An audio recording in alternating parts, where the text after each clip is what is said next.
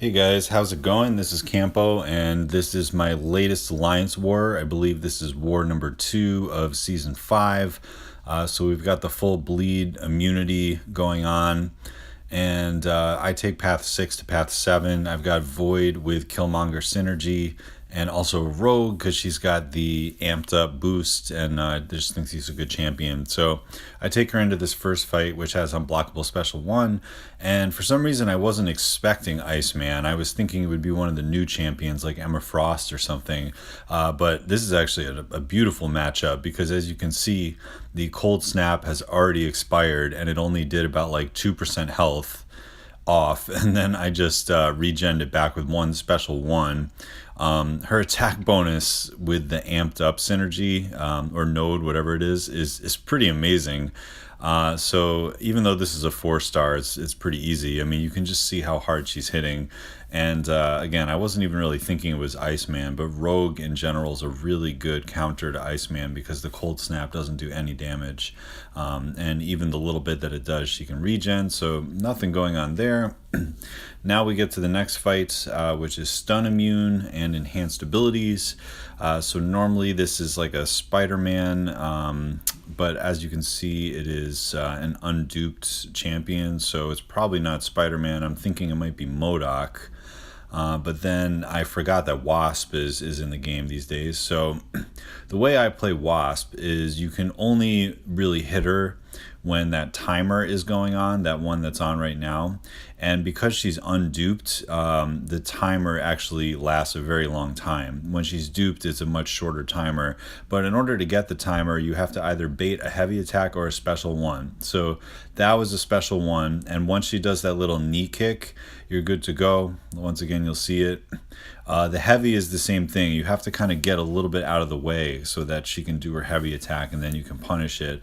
But after a special 1 or a heavy attack, the timer comes up, and then you can just play normal. So sometimes that can hurt players because if you do hit into her, you can have a bad time by her countering with some shock damage. And especially as a 5-star, that could really hurt. So next up, I'm always a little nervous when I see skill on node 24, but since it's a 6-star, I'm almost positive it's Kingpin, and I'm not going to bring in Void. Fortunately, it is Kingpin. Because Void is really good at fighting some skill champions like Korg or Blade, but if it's Kingpin, he's going to be shrugging off all of your debuffs, and you could have a pretty bad time, and you've got class disadvantage. So I'm running a 10% boost, and the strategy here is just to get to the special 2, and to try to not proc Buffett too much. I realized in previous wars I was pronouncing it buffet, and I still think that might be how you say it, but a couple of people have corrected me and say that people call it Buffett, which I understand. So again, what I've got going on here is the power steal, and then you can kind of play him like magic. Wow, did you see that? An 8,000 crit on a special 2 there. That's pretty awesome. So I just kind of keep him against the wall, and I'm not proccing dexterity at any point. And because I have amped up and because I have the 10% boost, Rogue is so good for Kingpin. I think she's one of the best counters for Kingpin because she doesn't debuff like someone like X-23 or Archangel would. And all of her abilities are just on her specials. She's got regen and power control, but they don't utilize buffs or debuffs. So I just check my phone to make sure it's still recording, and it is. So far this war is going very smoothly. I'm moving over to path 7 now, and my champs are basically at full health. And when it comes to this node, which also has Buffett and some increased regen, this node is actually sometimes easier than node 24 because you can see the champion it is, and also there's no limber associated with it. So when you're fighting an Iron Man Infinity War with Void, it gets pretty easy because by the time he's in that 15% range, and as you can see, he's only dupe level 50, so it's not going to be an insanely stacked Iron Man Infinity War. But as I was saying, once you get to that 15% zone, you usually have power gain completely mitigated with the debuffs up. So it just makes the end of the fight a lot easier. You can just kind of passively let him degen. So you can always hit into him when he's got less than 3 of the armor stacks. Also, kind of like Rhino, where like you know how Rhino, when he charges at you, it's always a little dangerous because of unblockable. I kind of think that Iron Man Infinity War is like that too, because when he's charging at you, it's going to be a medium, and then you can't parry it because it's a resistor hit. But when you're right next to him and he comes towards you, it is possible to parry him. So anyway, at this point, we're just sort of like playing, you know, kind of conservatively and just getting in there, hitting our special ones, and, you know, trying to get Petrify up as fast as possible so that the regen stops. In general, you want to bait the special one. Just know that the first part of the special one is unblockable, which makes it a little tricky. But as you can see there, I'm still hitting block as if I'm trying to parry him. And there you see I did parry him. That's what I was talking about. When he starts his combo with a light attack and he's right next to you, it is possible to parry. But anytime he charges at you, like I said, I kind of pretend it's Rhino and that, you know, you're just not going to be able to parry him. You can still do a well-timed block and take some of the damage off, which, so, you know, I still like kind of pretend I'm parrying on him. But in general, you know, just you have to keep that in mind. So we're getting close to the 15% mark, which means that auto block would be up. So I don't go in there. I'm just trying to kind of dash back, and I have a dexterity buff on.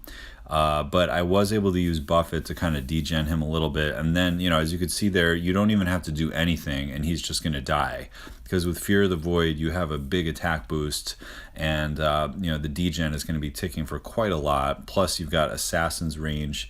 So, you know, Iron Man Infinity War goes down pretty easy with Void, especially when there's regen at play. So for the next fights, we have a tech here. So I'm almost thinking it might be a 6-star Iron Man Infinity War again, because on this node there's the extra armor, which means that he will be auto blocking a little bit more than usual. But it looks like they just kind of threw a diversity champ in here, and nothing difficult about Nebula. You can evade both of her specials. The special one is just a little bit easier to outrange. It's similar to Psylocke, where she just kind of does those like jumpy hits. But anyway, you know, you don't even really need to worry about the regen here, because like Ultron, you can just sort of stun her and it'll go away. And, you know, with a champ like Void, you know, you don't have to worry about it at all. I already have 2 Petrifies up. So again, nothing challenging about this fight.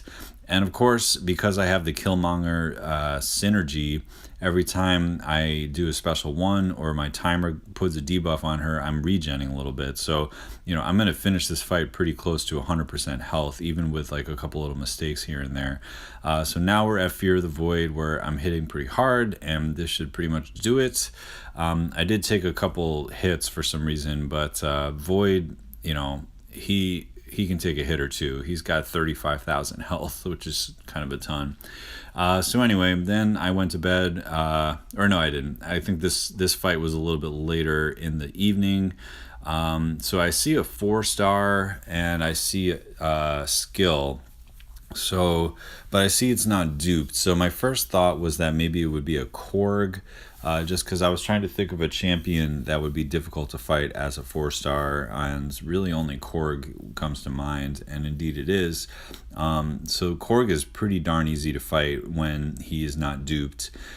You just have to be careful about blocking him and proccing too much dexterity. But once you get the rock shield shattered, then it's a little bit easier. What I try to do is push him to the special 2, just because for a lot of the fight, the special 1 is going to be unblockable if he has any crowd excitement charges. So as you can see, when I dexterity'd a few times, the crowd excitement is way too high for comfort right now. So the goal is to just kind of, you know, keep being aggressive and pushing him over to that next bar power so that he just does the special 2s. The special 2s can be outranged, and even though he has that unblockable and unstoppable effect, you can just get out of the way and you'll be fine. So at this point, the fight's going normal. When he's duped, he has the thorns damage that you have to worry about, and he also will shrug off debuffs. So someone like Void is kind of a pain to use, and additionally, with Void, you're not able to parry. But anyway, because he's only a 4-star, he really goes down quickly. But that's still pretty amazing that he lasted for 60 hits as a 4-star. So that was a much easier fight than a couple wars ago. I posted a fight of a 565 Korg. But anyway, so we have one more fight to show, and this was in the morning. First thing in the morning, of course, after having coffee, I highly recommend not doing Alliance War fights with like one eye open and not having your cup of coffee yet. But this is actually one of my favorite fights for Void. Which is King Groot, because there are some factors about King Groot that make you have to kind of be on your toes. Mostly that he shrugs debuff, so you need to pay attention, because the thing with him is, he's going to have a bunch of buffs, he's going to have a bunch of timers, and he's going to have a bunch of your intimidating presence debuffs on him on this node. So it's just going to be like kind of a lot to look at visually, and you have to always make sure that when he has the Furies up that he's going to shrug it. So the way I always start this fight with Void is not with a parry. I just kind of like mistime a block and then let him heavy attack, and then I get in. And then I find if you start parrying and making those Furies go away, then by the time the regen comes up, your first intimidating presence is going to land right away. So as you can see, I kind of lucked out there, and I already have 2 debuffs on him. I don't really care about the regen at this point, because I'm just trying to fight him and get to Fear of the Void as fast as possible, and then you can fight him like normal. So again, he's got the Furies up, he's not really throwing specials.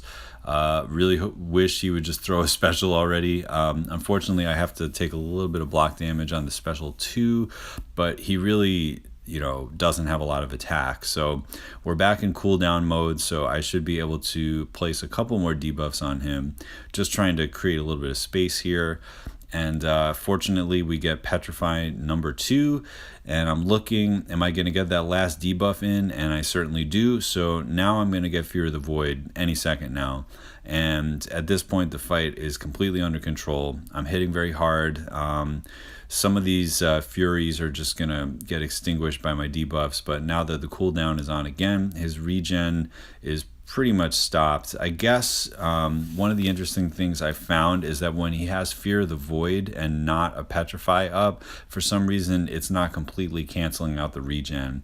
And I just have to kind of look into why that would be, but it's just sort of a reality of where it is. Somebody told me that it might be because Fear of the Void is more like a multiplier than it is an actual 100% regen gone. But anyway, the other cool thing about this node is that Strike Back is up. So actually when you throw specials, he loses power. As you can see there, it's pretty cool. So you have no issue with like pushing him to a special 2 or anything.